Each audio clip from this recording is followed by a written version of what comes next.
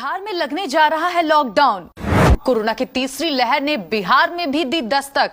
Corona के बढ़ते मामले को लेकर सीएम नीतीश कुमार हुए सख्त।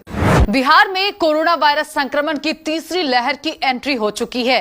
तेजी से फैल रहे संक्रमण पर काबू पाना पहली जरूरत है, अन्यथा एक बार फिर हालात बिगड़ सकते हैं। बीते 5 दिनों की ही बात करें तो कोरोना वायरस संक्रमण की रफ्तार तेजी से बढ़ी है।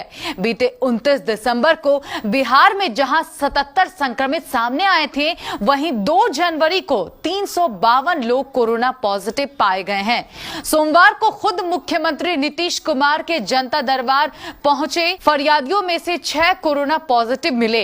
ऐसे में आश्चर्य नहीं है कि मुख्यमंत्री नीतीश कुमार एक बार फिर लॉकडाउन की ओर स्पष्ट इशारा करते दिख रहे हैं। सोमवार को मुख्यमंत्री नीतीश कुमार ने कहा कि वे कल मंगलवार को हाई लेवल बैठक में बिहार में वे लॉकडाउन पर विचार करेंगे। उन्होंने कोरोना के बढ़ते मामले को देखते हुए राज्य में पाबंदियों की ओर इशारा किया है। उन्होंने कहा है कि राज्यों में जारी किए गए कोरोना गाइडलाइंस को देखने के लिए सीएम नीतीश कुमार ने कहा कि अधिकारियों से सभी राज्यों में जारी किए गए कोरोना गाइडलाइंस को देखने के लिए कहा गया है।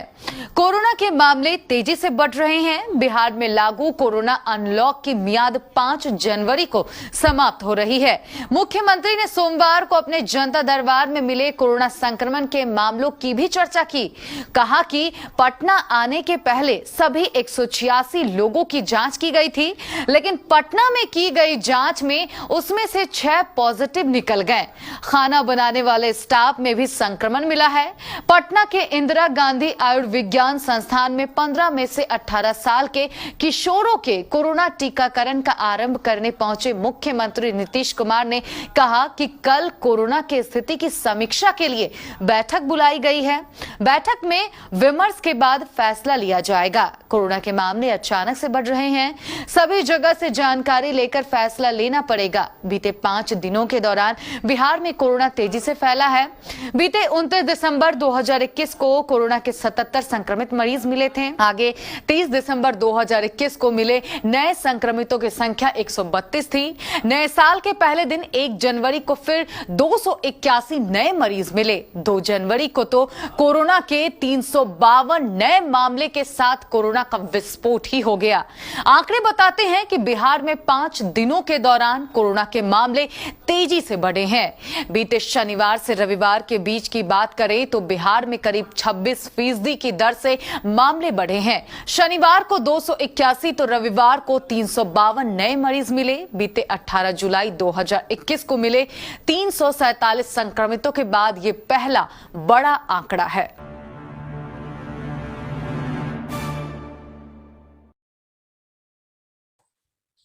कोरोना जैसी वैश्विक महामारी ने पूरी दुनिया को फिर से तीसरी लहर का संकेत दे दिया है। और तीसरी लहर के संकेत में ऐसा लगता है जैसे मानो कि पूरी दुनिया फिर से एक बड़ी महामारी की तरफ गुजरती नज़र आ रही है। इसी बीच मोतिहारी जेल या सारे कार्य में मुलाकातें बंद कर दी गई है। फिर मोतिहारी कोर्ट परिसर को में फिर से एक दिन वर्चुअल और एक दिन फिजिकल काम होंगे, जिससे लगातार लोगों की स्थिति बिगड़ती चली जा रही है। 2 सालों में लगातार ये कोरोना वायरस लोगों को तबाह करता आ रहा है और आम जनजीवन को बचाने के लिए सरकार भी विवश है कि लॉकडाउन जैसे सख्त कदम उठाने पड़ रहे हैं। और इसी का कारण है कि लोग की भूखमरी की स्थिति दिन प्रतिदिन होती जा रही है और लोग लगातार अब इस कोरोना वायरस से जूझने के लिए मजबूर हो गए हैं। अब लोग इस कदर जीने से अच्छा है कि हमें कोरोना वायरस के ही संक्रमित कर ले और हमारी इस पल पल तिल तिल मरती हुई ज़िंदगी से अच्छी है कि हम एक बार ही कोरोना वायरस से ही मर जाएं। इस प्रकार के विचार लोगों ने अपने मन में भी पाल रखा है। आइए हम सुनते हैं बार एसोसिएशन के सचिव इन्होंने क्या कुछ कहा कोरोना वायरस को लेकर के।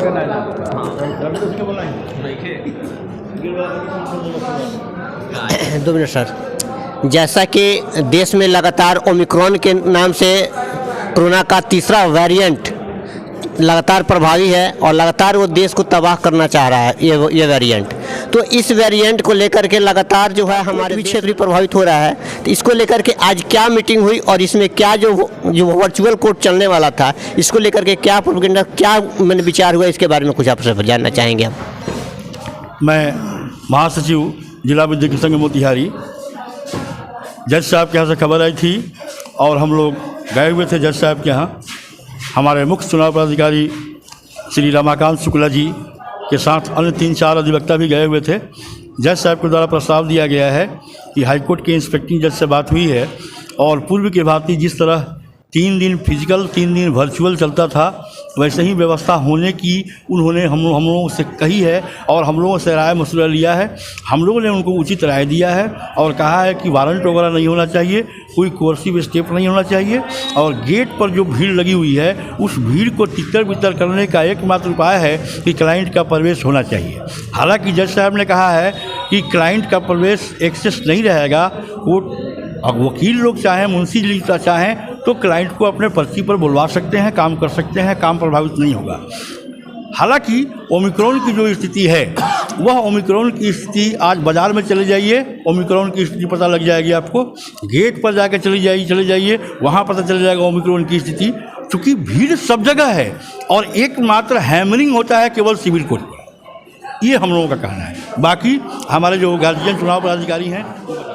आप बताइए, जैसे ओमिक्रॉन की जो स्थिति है तो सबसे पहले स्कूल कोर्ट इसको ज़्यादा प्रभावित की। जैसे बाज़ार में जाकर के देखा जाता है तो बाज़ार में यथावत लोग आते हैं जाते हैं और भीड़ होती है, लेकिन प्रशासन इसको नियंत्रित करने में असफल है। इसके बारे में आप क्या कहिएगा और कोर्ट का जो वर्चुअल जो इस पर आपका मैंने अधिवक्ता संघ पर क्या असर पड़ेगा, इसके बारे में आप थोड़ी सी जानकारी दीजिए।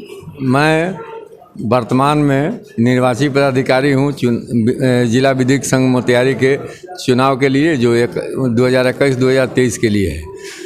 अभी थोड़ी देर पहले हम लोगों को जज साहब ने बुलाया था। जज साहब को इंस्ट्रक्शन था ऑनरेबल कोर्ट का कि आप वहाँ की स्थिति देख के अपना फैसला कीजिए, उसके अनुसार आप लोग कोर्ट चलाइए।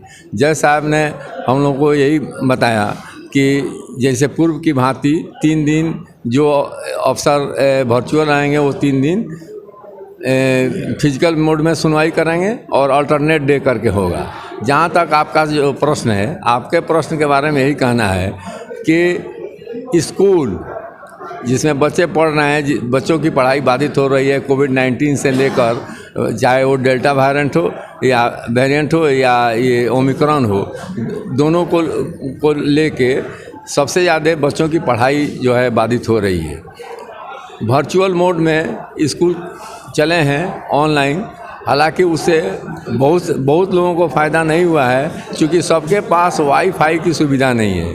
बिना वाईफाई के मोबाइल है भी तो कभी काम करता है कभी नहीं करता है। उसी तरह से हमारा कोर्ट जो है वो प्रभावित हो रहा है कि बहुत से कैदी जेल में हैं जिनको बेल हो जाना है। करीब हम लोग समझते हैं कि गारंटी बेल होने वाला भी लोग जो है वो लोग भी जेल में पड़े रहते हैं, इसलिए कि सुनवाई समय पर नहीं हो पाती है। उसमें अभी जो व्यवस्था है उस व्यवस्था के अंतर्गत काम हो रहा है, लेकिन इसको हम लोग पूर्ण नहीं कहेंगे, ये आंशिक ही मान के हम लोग चल रहे हैं। तो ऐसी स्थिति में मेन कारण यह है कि बच्चों पर सरकार का ध्यान है कि बच्चे हमारे प्रभावित नहीं हो और हम लोग प्रभावित हो रहे हैं ऑनरेबल कोर्ट से। हमारे जब उच्चतम न्यायालय ने कल ही से वर्चुअल मोड अपना लिया, उच्च न्यायालय ने भी कल से अपना लिया और उसके बाद से उन लोगों का तर्क यह है कि कुछ जजेज को, ऑनरेबल जजेज को, कुछ स्टाफ को ओमिक्रॉन या डेल्टा जो वायरस है उससे वो लोग प्रभावित हुए हैं और उस वजह से यहाँ सुरक्षा की दृष्टि से किया गया है। हमारे महासचिव महोदय ने बताया भी कि कोर्ट में प्रवेश के बारे में जज साहब से क्या बात हुई उसके बारे में इन्होंने बताया। तो हम समझ रहे हैं कि इस कार्रवाई से कार्य हमारा पूर्ण रूप से नहीं होगा, आंशिक ही कार्य होगा। कोर्ट प्रभावित होगा, जिले की जनता को भी पर भी प्रभाव पड़ेगा और सिर्फ जिले की नहीं पूरे सूबे की जनता पर इसका प्रभाव पड़ रहा है।